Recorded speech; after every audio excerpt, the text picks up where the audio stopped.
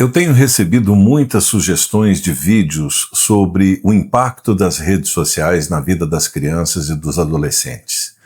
Em um desses vídeos, uma mãe dizia que a sua filha de 13 anos não conseguia mais dormir sem ficar horas no celular.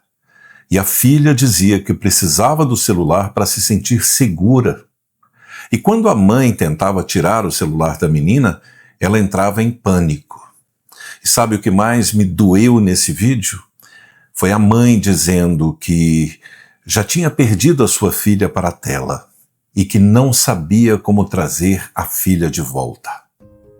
Se você está assistindo esse vídeo, provavelmente você conhece alguém que está passando por isso. Talvez seja o seu filho que não consegue mais ter uma conversa sem olhar para o celular. Ou a sua filha que chora por causa de algo que aconteceu no Instagram, por exemplo. Ou talvez você seja um pai que está sentindo que está perdendo seus filhos para um mundo que você nem entende completamente. Eu sou Cláudio Castro e eu sou cristão.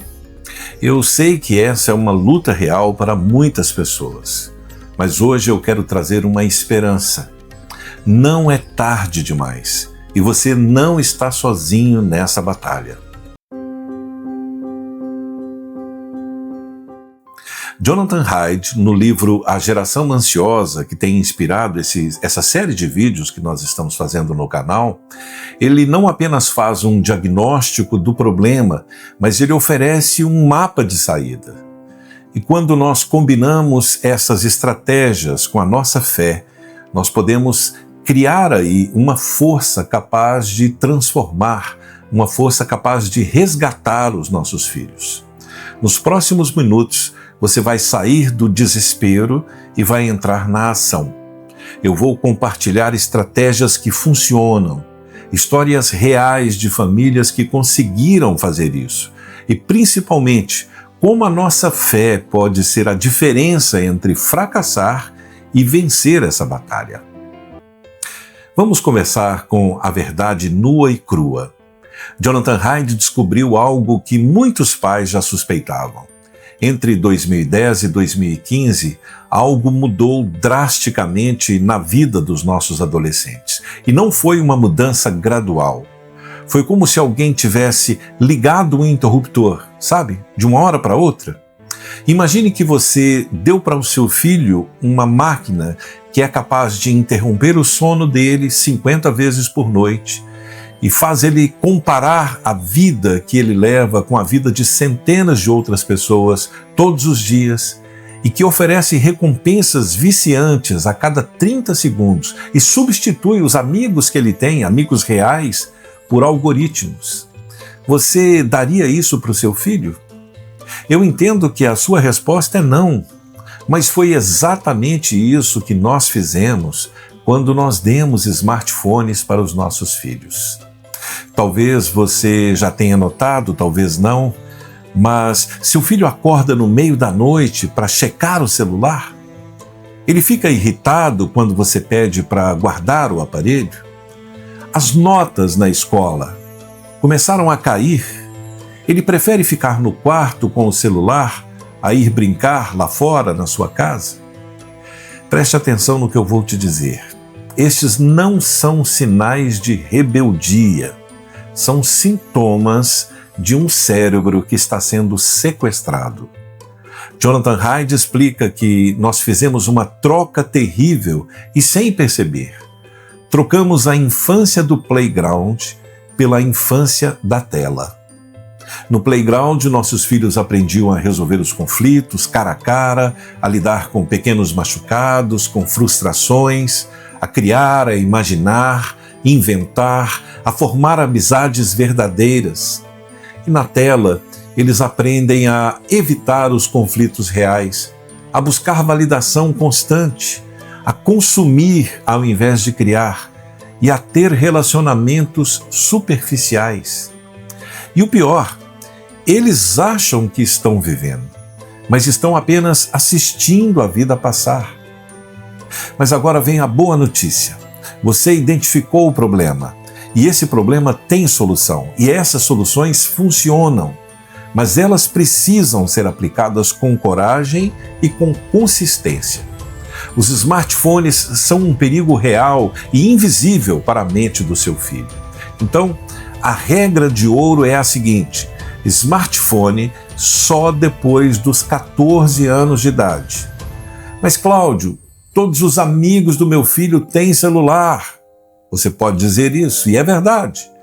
E todos os amigos dele estão sofrendo. Você quer que o seu filho seja igual a todos ou quer que ele tenha uma infância saudável? E se seu filho já tem um smartphone, você pode criar ilhas de sanidade na sua casa. É, isso mesmo. Já deu o telefone para ele? Então crie essas ilhas de sanidade. Por exemplo, a mesa sagrada. Nenhum dispositivo deve ser usado durante as refeições. O local das refeições é onde a família se reconecta. Então, o celular não vai para a mesa das refeições. Outro santuário, o quarto santuário. Celulares ficam carregando na sala. O quarto é o lugar de descanso. Um pai relatou num vídeo que eu recebi que o seu filho voltou a ler antes de dormir, quando ele resolveu que o quarto era um santuário e que o celular não entrava no quarto. Outro local que você deve cuidar, a primeira hora livre, primeira hora da manhã sem telas. Tempo para oração, para reflexão, para o planejamento do dia, para o café da manhã, mas sem celular. E tem um segredo, e esse segredo você precisa aprender. Você não pode simplesmente tirar o celular do seu filho. Você precisa dar alguma coisa melhor no lugar. Então, ao mesmo tempo que você vai criando esses espaços onde o celular não entra, você tem que introduzir na rotina do seu filho atividades que competem com a tela. Por exemplo, esportes que envolvem outros jovens, hobbies que desenvolvem habilidades reais, responsabilidades que geram propósito de vida, fazer aventuras que criam memórias afetivas. E você não precisa lutar essa luta sozinho. Jonathan Haidt descobriu que quando várias famílias se unem em torno do mesmo objetivo, fica fácil para todo mundo. Então você deve formar uma aliança com outros pais, conversar com outros pais da escola e propor a esses pais que eles também adotem essas regras, que criem juntos atividades sem tela para os seus filhos e apoiem uns aos outros nas decisões difíceis. Quando você descobrir que existem outras famílias que também querem limitar o uso do celular, vai ficar muito mais fácil. Você precisa de um plano estratégico que funciona. O primeiro mês será um mês de observação. Você vai monitorar o seu filho, quanto tempo o seu filho realmente passa nas telas. Identifique os momentos, os horários que são mais problemáticos. Então, no segundo mês, você começa a implementação gradual das suas regras. Comece com uma ilha de sanidade, por exemplo, a mesa ou o quarto. E aí você introduz uma atividade alternativa e que seja atrativa para os seus filhos. E vai mantendo a consistência, mesmo se isso ficar difícil. E o terceiro mês é o mês da consolidação. Você vai expandir as áreas livres de tela na sua casa. E uma dica importante: celebre as vitórias pequenas e ajuste as regras baseado naquilo que você está aprendendo junto com seu filho. Lembre-se de uma coisa: não é sobre perfeição que nós estamos falando aqui, é sobre progresso. Se você é cristão, você precisa continuar assistindo esse vídeo. Se você não é, você pode parar o vídeo aqui, porque daqui para frente eu vou falar para as pessoas que acreditam em Jesus Cristo. A nossa fé tem algo que a ciência sozinha não pode oferecer. Uma fonte de força que não depende da nossa força e uma identidade que não depende da aprovação dos outros. Sabe por que o seu filho fica viciado em likes e comentários? Porque ele está desesperado para saber quem ele é e qual o valor que ele tem. Mas nós sabemos a resposta a essa dúvida. Os nossos filhos são filhos amados de Deus, não porque eles postaram uma foto bonita, mas porque eles foram criados à imagem do Criador. E quando essa verdade se torna real no coração do seu filho, a opinião dos estranhos na internet perde o poder. E uma das armas mais poderosas que nós temos é a oração. Não apenas orar pelos nossos filhos, mas orar com os nossos filhos. Quando oramos juntos, lembramos que existe um Deus maior do que qualquer tipo de problema que podemos ter. Criamos um momento de intimidade, sem distrações. Ensinamos aos nossos filhos que nós dependemos de Deus e não da tecnologia, e construímos memórias espirituais que vão durar para sempre na vida deles. Outra regra de ouro: a igreja. A igreja não é apenas um lugar onde você vai aos domingos. A igreja é uma comunidade que pode salvar os nossos filhos da solidão digital. Na comunidade de fé, os nossos filhos podem encontrar relacionamentos reais com pessoas de diferentes idades, um propósito maior do que o entretenimento, modelos de vida que não dependem de fama ou de likes e até apoio para os momentos difíceis. No grupo de jovens da igreja, o seu filho pode ser ele mesmo. No Instagram, ele precisa ser perfeito. E aqui está algo que poucos pais cristãos estão fazendo: discipular o seu filho também no mundo digital. Pergunte para o seu filho regularmente, constantemente: filho, como é que você se sente depois de usar o celular por muito tempo? O que você está consumindo online? E isso está te aproximando ou está te afastando de Deus? Se Jesus estivesse ao seu lado, filho, você mudaria alguma coisa naquilo que você está fazendo?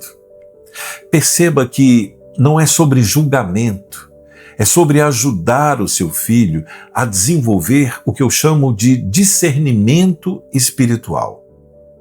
E eu vou terminar te deixando a seguinte mensagem: se você esquecer o restante, não tem problema, mas se lembre daquilo que eu vou te dizer agora. Quando tudo parece perdido, quando o seu filho parece completamente viciado, quando você sente que falhou como pai ou como mãe, lembre-se de uma coisa: Deus é especialista em ressurreições. Ele pode ressuscitar o seu relacionamento com seu filho, pode trazer de volta a paz na sua casa, a alegria na sua família e o futuro que parecia perdido também. Então não desista. Deus não desistiu de você e Ele não vai desistir do seu filho. Pai, mãe, você não falhou, você não chegou tarde demais. Deus ainda tem planos lindos para a sua família. Às vezes, as melhores vitórias começam com as decisões mais difíceis. E hoje você pode tomar a decisão que vai mudar o futuro da sua casa. Me conte nos comentários, qual vai ser a sua primeira ilha de sanidade?